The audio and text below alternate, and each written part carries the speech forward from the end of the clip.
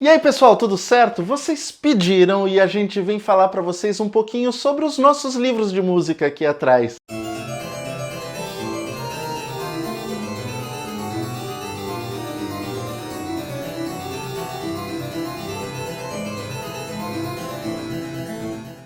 Para começar essa série de vídeos falando sobre os livros que a gente tem aqui, eu vou apresentar uns 2 ou 3 dos meus babies prediletos aqui e vou começar com esse daqui.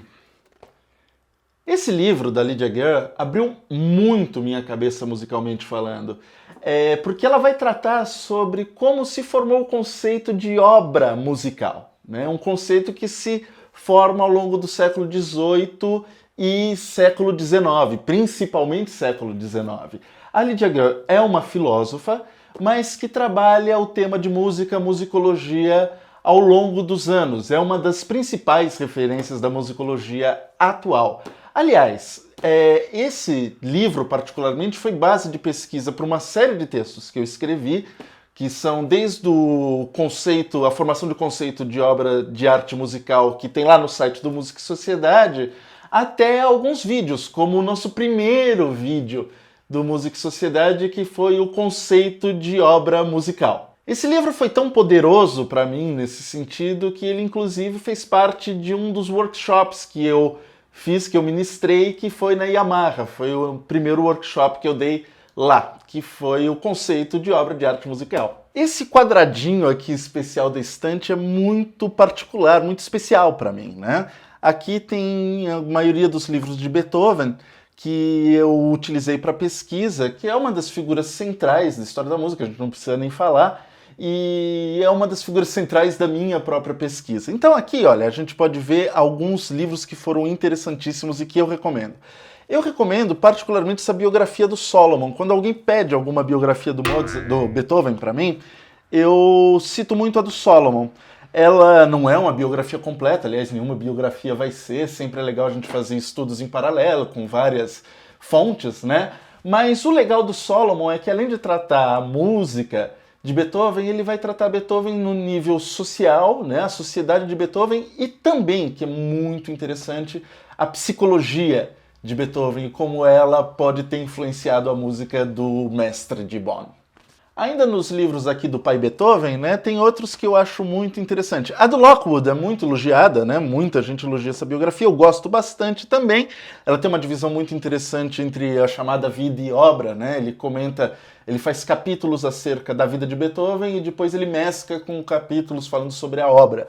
Mas aqui eu tenho alguns que são, assim, bem particulares, como por exemplo esse do Romain Rolland, A Vida de Beethoven, que não é um livro para, assim, que podemos dizer que possamos levar a sério enquanto um material, uma fonte de pesquisa fidedigna, mas ele é muito interessante para a gente captar o discurso, a ideologia que foi feita acerca de Beethoven, principalmente esse Beethoven do Romain Rolland, né?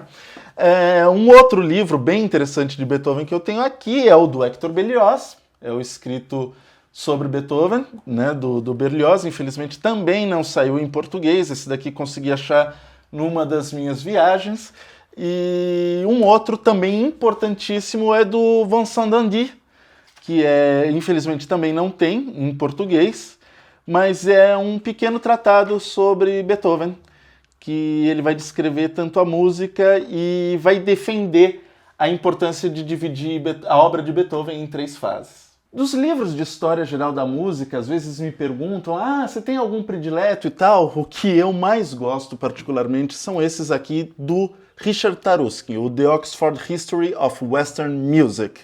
Eles são em 5 volumes, um magnus opum, assim, maravilhoso, no qual ele tem uma visão culturalista da música e é o que você vai ter basicamente de mais moderno na musicologia em termos de história da música geral, né? Aqui a gente também tem outros, né? O Paliska, que é usado em universidade ainda, e ali também alguns outros que também são um pouquinho mais antigos, mas servem também como material de pesquisa. A partir daqui do Charles Rosen, né, que muita gente utiliza, nós temos os livros de romantismo, né, os livros do século XIX. Então, por exemplo, os escritos do Hoffmann, que a gente já utilizou para traduzir uns textos para o Música e Sociedade. O Danilo Ávila, nosso articulista, utilizou também. Esse livro do William Weber sobre a transformação do gosto musical, que ele vai tratar sobre a mudança, a grande mudança do gosto musical entre os séculos XVIII e XIX, né? Livros sobre música absoluta, como o do Bonds, o clássico do Hanslick, né? Como não pode deixar de ser, mas também outros materiais que tratam sobre a mesma questão, como esse que é importantíssimo, do Dalhouse, The Idea of Absolute Music, e um que eu recomendo bastante, que apesar de não ser exatamente sobre música absoluta, mas também vai tratar do tema durante o livro, é esse The Necessity of Music, da Celia Applegate. A Celia, inclusive, me ajuda a fazer uma ponte aqui com uma outra série de livros que eu considero também muito importante, que são os livros sobre as relações de música e Estado, né? Ou seja, no caso aqui, o da Celia Applegate, sobre a formação do Estado alemão e a música como tendo uma função nessa formação. E dentro desse universo a gente tem dela também editada com a Pamela Potter, né? Music and German National Identity, música e identidade nacional alemã, né?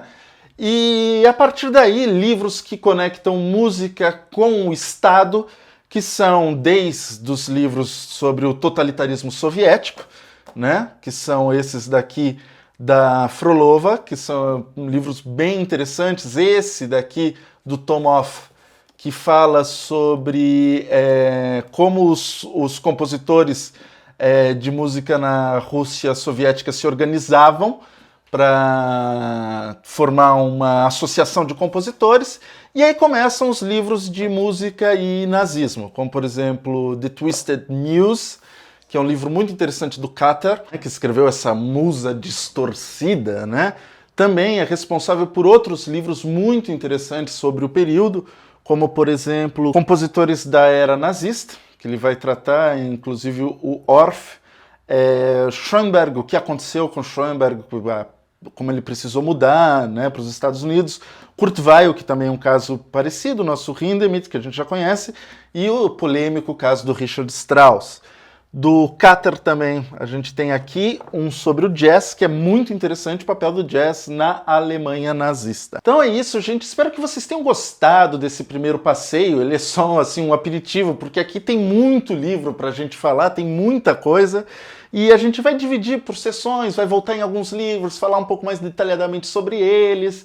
E, enfim, venha aproveitar aqui com a gente, faça parte da nossa turma do Música e Sociedade.